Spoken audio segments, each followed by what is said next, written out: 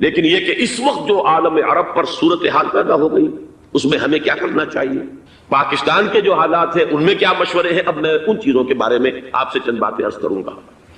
پہلی بات تو یہ ہے کہ مشرق وسطیٰ کے مسئلے میں اس کے پس منظر کو سمجھ لینا چاہیے۔ ہمارے بہت سے احباب جو ہے وہ فوری طور پر وقتی صورتوں کو، جیسے کہ حالات و واقعات ہوتے ہیں، صرف انہی کے اعتبار سے رائے قائم کرتے ہیں۔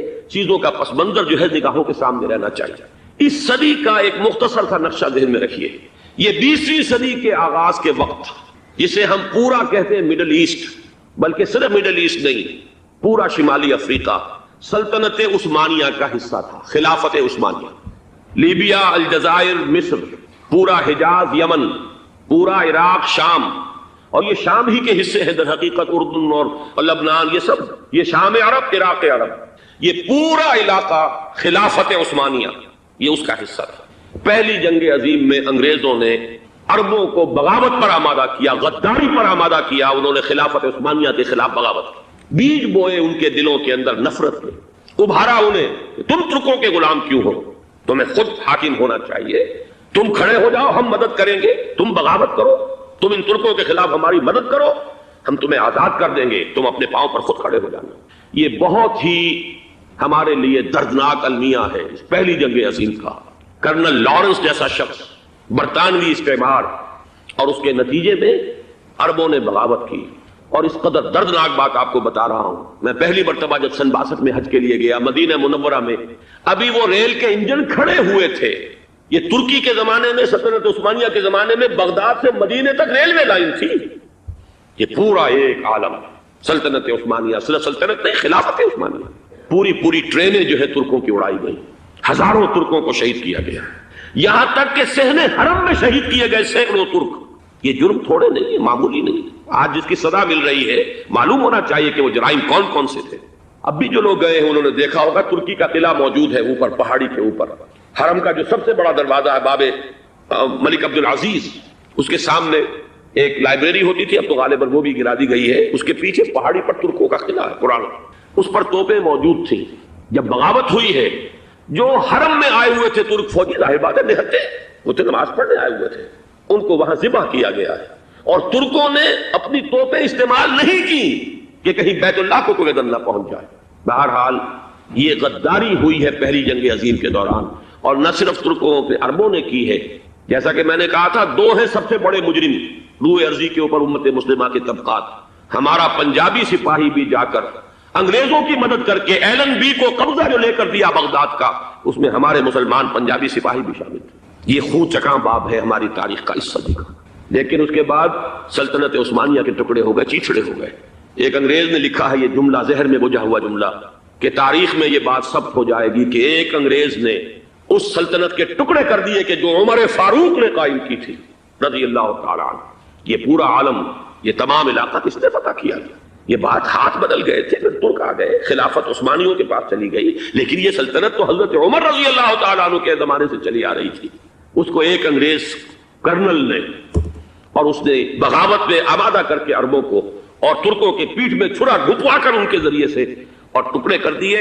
لیکن جب جنگ ختم ہوئی، اب انہوں نے کہا کہ اب ہمیں آزادی دیجیے، تو اب انہیں معلوم ہوا کہ غداروں کو دنیا میں کیا ملتا ہے، ٹکڑے کر دیے گئے۔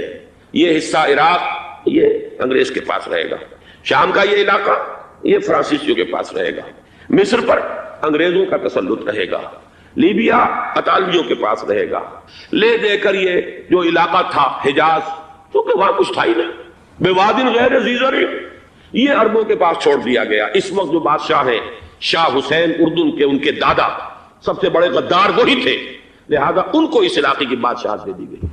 اس کے بعد نجد سے ایک تحریک اٹھی ہے، وہ سعودی جو خاندان ہے وہ نجد سے اٹھا۔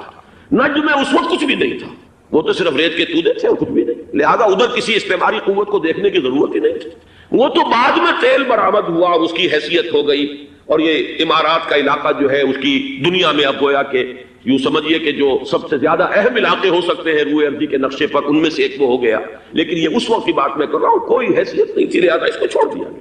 یہ ہے تاریخی پس منظر، یہ لکیریں جو کھینچی گئی ہیں یہ ایک ملت اسلامیہ کو جو قومیتوں میں تقسیم کیا گیا، پھر نعرے لگوائے گئے المصر للمصریین الشام للشامیین، اب شامی ایک علیحدہ قوم ہو چکے ہیں، مصری ایک علیحدہ قوم ہو چکے ہیں، عراقی ایک علیحدہ قوم ہو چکے ہیں۔ یہ ساری تقسیمیں استعمار کی پیدا کرنا ہے، اس کا کوئی تعلق اسلام کے ساتھ نہیں۔ اب ضرورت تو اس بات کی تھی کہ استعمار کے پنجے جب یہاں سے کچھ ہٹے، دوسری جنگ عظیم کے بعد ایک دور آیا، امریکہ ابھرا ہے دنیا کی عالمی سطح پر سیاست میں، اس کے ہاں کچھ آزادی کے تصورات تھے، اس نے بھی سپورٹ کیا۔ برطانیہ کمزور ہو چکا تھا، وہ اتنے بڑے علاقے کو اب ہولڈ نہیں کر سکتا تھا، ہندوستان بھی آزاد ہوا، پھر یہ کہ اور دوسرے علاقوں سے بھی اس کو پسپائی اختیار کرنی پڑی۔ استعمار کے پنجے جس طرح بھی ہوئے، ان کے سینوں سے، عربوں کے سینوں سے جو ہے گویا کہ وہ ہٹے، لیکن امریکہ نے ایک اپنی بہت بڑی حکمت عملی جو اختیار کی، عالم عرب کے سینے میں اسرائیل کا خنجر پیوست کر دیا تاکہ یہ کبھی آزاد نہ ہو جائیں، ہمارے انگوٹھے تلے رہے، ہماری پالیسی گواہی کرے۔ یہ استعمار کا دوسری جنگ عظیم کے بعد جہاں برطانوی استعمار، فرانسیسی استعمار رفتہ رفتہ یہ ہٹنے شروع ہوئے، صدر ناصر نے انگریزوں کو اٹھا کر پھینکا میڈیٹرینین میں اور دوسرے جگہوں سے، الجزائر نے آزادی حاصل کی فرانس سے، اطالویوں سے جو ہے لیبیا والوں نے آزادی حاصل کی، یہ ہو گیا، لیکن ایک خنجر پیوست کر دیا گیا اسرائیل کا سینہ عرب۔ اس صورتحال میں ظاہر بات ہے کہ ایک تو بڑی آئیڈیل پوزیشن تھی کہ پورا عالم اسلام متحد ہو، لیکن وہ تو بہت دور کا خواب معلوم ہوتا ہے۔ علامہ اقبال سے بڑا کوئی نقیب نہیں ہے ملت اسلامی کی وحدت کا، ایک ہو مسلم حرم کی پاسبانی کے لیے نیل کے ساحل سے لے کر تا بخاک کاشغر، لیکن انہیں بھی اپنے لیکچرز میں کہنا پڑا کہ اس وقت جو صورتحال ہے پورے عالم اسلام کی ایک وحدت بن جانا تو تقریباً ناممکن نظر آ رہا ہے، اگر کسی طرح ایک common wealth of Muslim nations وجود میں آ جائے تو بھی بڑی کامیابی ہوگی، لیکن اس سے بھی پہلے یہ تو زیادہ آسان تھا کہ عالم عرب ایک وحدت کی شکل اختیار کر لے۔ یہ تو ایک قوم ہے، اکثر و بیشتر ایک نسل یا زیادہ دو نسلیں کہہ دیجیے، شمالی افریقہ میں بربر نسل بھی ہے، باقی تو سب عرب ہے۔ یہ پورا عالم ایک نسل، ایک زبان، پورے اتنے رقبے کے اوپر بولے جانے والی ایک زبان، یہ تو ایک ہو جائے۔ افسوس یہ ہے کہ اس کا ایک ہو جانا، ایک شخصیت ابھری تھی جو مذہبی مزاج کی شخصیت تھی، جو دینی مزاج کی حامل شخصیت تھی، اگر اس کی قیادت میں عالم عرب متحد ہو جاتا تو واقعتاً ایک بہت بڑا جو ہے مرحلہ وہ طے ہو جاتا پوری عالمی ملت اسلامیہ کی ایک وحدت اختیار کرنے کا۔ وہ شخصیت تھی شاہ فیصل شہید کی، اور اس لفظ کے ساتھ ہی آپ کے ذہن میں آ گیا ہوگا کیوں انہیں شہید کر دیا گیا، کس نے کیا کرایا، کہاں سے تعلیم حاصل کر کے آیا تھا وہ جس نے شہید کیا شاہ فیصل شہید کو، اس کی گردن پر کون سوار تھی، وہ یہودی لڑکی کے جس کے فوٹو بھی شائع ہوئے، ایک گردن پر اٹھائے کھڑا ہوا شہزادہ اپنی ایک یہودی دوست کو، لڑکی کو، اور وہی ہے کہ جس نے جا کر پستول سے شہید کیا ہے۔ جان اچھی طرح جان لیجئے، جیسے بارہا میں نے عرض کیا ہے کہ حضرت عمر کو شہید کرنے والا کہنے کو ابو لولو فیروز تھا، لیکن اس کے پیچھے پورا ایرانی نسل پرستی کا جو پورا پس منظر ہے، اسے تو ہر شخص جس کی ذرا بھی نگاہ جو ہے جو صرف منظر کو نہ دیکھ رہی ہو، پس منظر کو بھی دیکھنے والی ہو، وہ تو جان دے گی کہ ابو لولو فیروز ایک فرد کا نام نہیں تھا، وہ ایران کا انتقام تھا عالم عرب سے۔ بالکل اسی طریقے سے یہ امریکی استعمار کا ہتھ کنڈا تھا، اسے محسوس ہوا۔ شاہ فیصل مذہبی مزاج کا شخص، یہ ابھر رہا ہے، اور یہ شاہ فیصل کی حکمت عملی کا ذرا آپ اندازہ کیجئے۔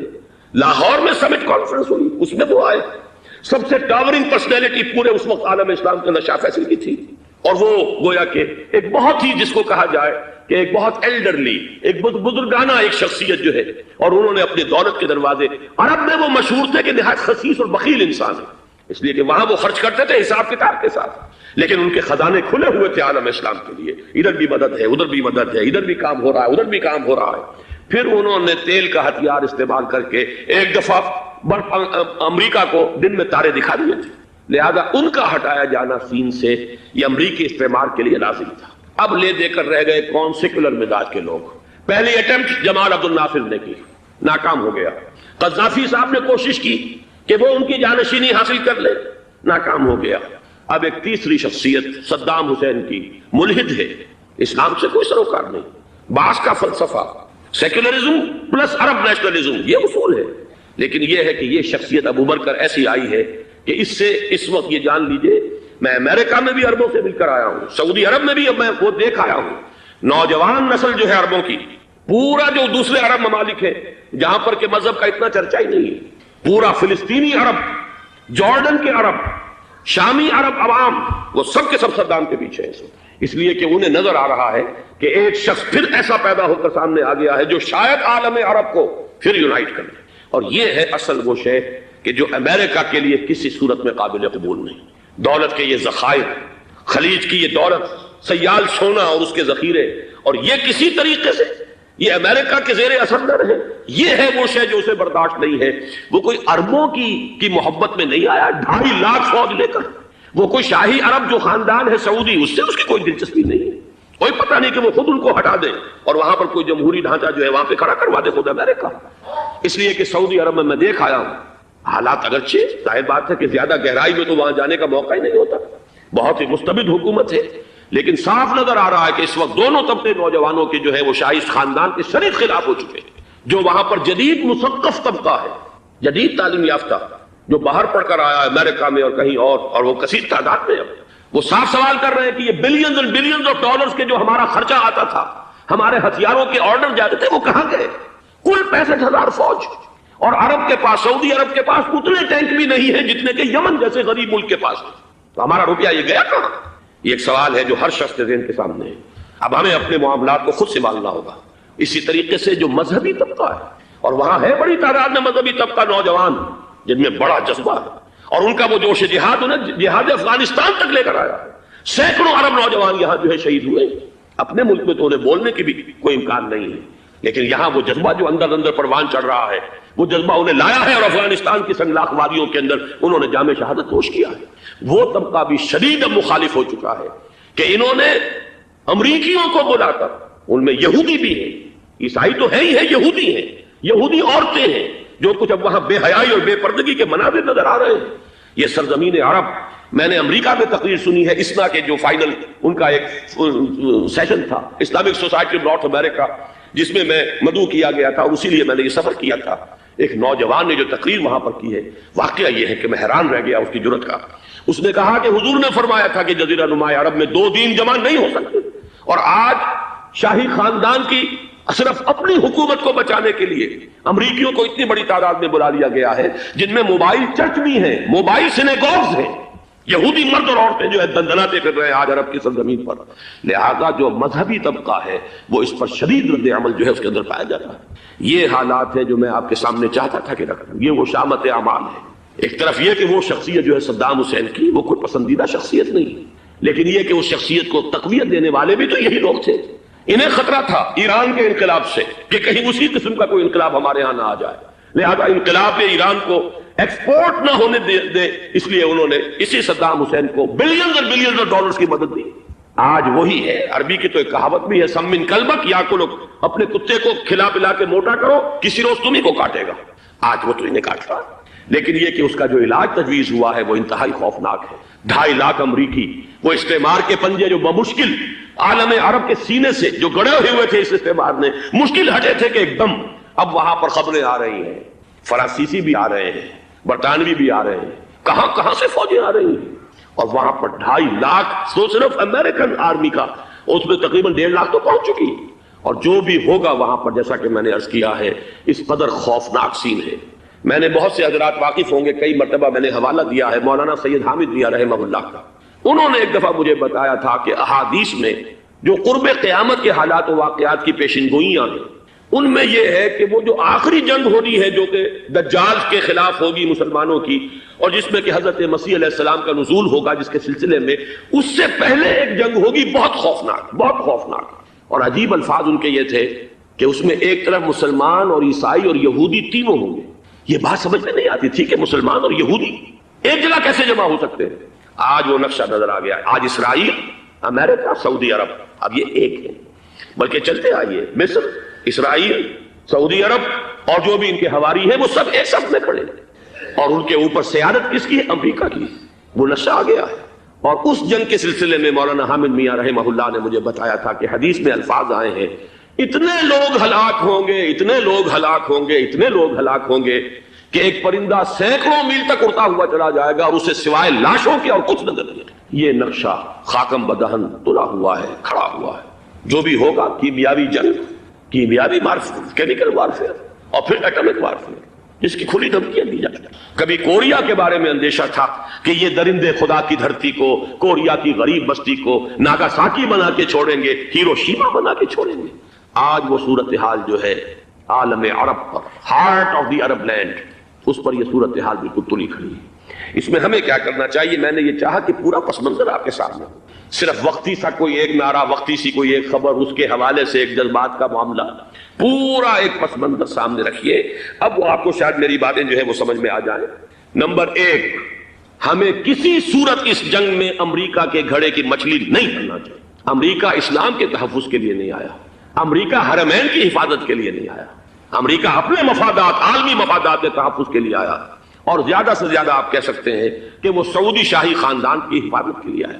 اور بڑا عمدہ مضمون چھپا تھا پچھلے، بلکہ ابھی تک تو وہ تازہ ہی ہے جب تک نیا نہیں آتا، ندا میں، جس کا عنوان تھا اربوں کا چھڑا اور اربوں کا گدا۔ سارے پیسے بھی انہیں سے لے رہے ہیں۔ $12 بلین کا ایک چیک لے کر گیا جیمز بیکر۔ اندازہ تو کیجیے دنیا کہاں سے کہاں پہنچ گئی۔ محو حیرت ہو کہ دنیا کیا سے کیا ہو جائے گی۔ 2 ماہ قبل اس کا تصور نہیں ہو سکتا تھا۔ اتنی بڑی قوت امریکہ کی، تباہ کن قوت، اور جمع ہو جائے گی عرب کے اندر۔ لیکن یہ کہ وہ کاسٹ بھی اربوں ہی کی ہوگی، انہی کا چھڑا انہی کا للا۔ ہمیں کرنا یہ چاہیے، اللہ تعالی ہماری حکومت کو، ہمارے سیاستدانوں کو، ہمارے ذمہ دار لوگوں کو ہدایت دے، وہ امریکہ کے گھڑے کی مچھلی نہ بنے۔ اس کے تحفظ کے لیے یا شاہی خاندان کی حفاظت کے لیے بہت کچھ انہوں نے عیش کر لیے، کافی عیش کر لیے۔ باقی یہ کہ اب جو کچھ ہونا ہے وہ ہونا ہے۔ حرمین شریفین کو تو خود عرب کے لوگ کہتے ہیں کہ کوئی خطرہ نہیں ہے۔ سارا جھگڑا تو وہ تیل کی دولت کا ہے۔ وہ تیل کی دولت جو ہے وہ شمال مشرقی کونے کے اندر ہے۔ بلکہ یہ کہ جو رد عمل پیدا ہوا عالم اسلام میں اور سعودی عرب میں، خود اس کے مذہبی نوجوانوں میں امریکی فوجوں کی آمد کے خلاف اس کا جواب دیا گیا رابط عالم اسلامی کی طرف سے کہ یہ جو بھی جنگ کا محاذ ہے، جو فوجیں ہیں، یہ حرمین سے تو 1500 کلومیٹر دور ہے، تو حرمین کو تو کوئی خطرہ نہیں ہے۔ خطرہ ہے امریکہ کے عالمی مفادات کو۔ آج آپ کو معلوم ہے دنیا 2 طبقوں میں بٹی ہوئی ہے، دی رچ اینڈ دی پور۔ یہ جو اقوام ہیں، جو 6-7 قومیں شمار ہوتی ہیں دنیا کی دولت مند قومیں، ان کے لیے خطرہ ہے کہ یہ اگر ہم ان کا جو سب سے بڑا ذریعہ ہے اس کا صنعت کا، یہ تیل، اگر اس کو کچھ ہو گیا تو ان کی سب کی اکانومی جو ہے وہ ایک دم دھڑام سے زمین پر آ جائے گی، وہ بھی برابر ہو کر آ جائیں گے دنیا کے دوسرے ملکوں کے۔ یہ اس کی حفاظت کے لیے آئے۔ ہمارے نوجوان کو آج میں سوچتا ہوں کاش کہ ہمیں معلوم ہو، ہمیں وہ تاریخ دہرانی نہیں چاہیے کہ ہم نے پہلی جنگ عظیم میں انگریزوں کے استعمار کے پنجے گڑوانے کے لیے اپنی جانیں دی۔ پنجاب کا نوجوان، پنجاب کا مسلمان سپاہی بھی جا کر ایلن بی کو قبضہ دلوانے کے اندر اور بغداد پر قبضہ کرانے میں اس کے تعاون کیا، اس کی مدد کی۔ کیا آج بھی وہی تاریخ اپنے آپ کو دہرائے گی؟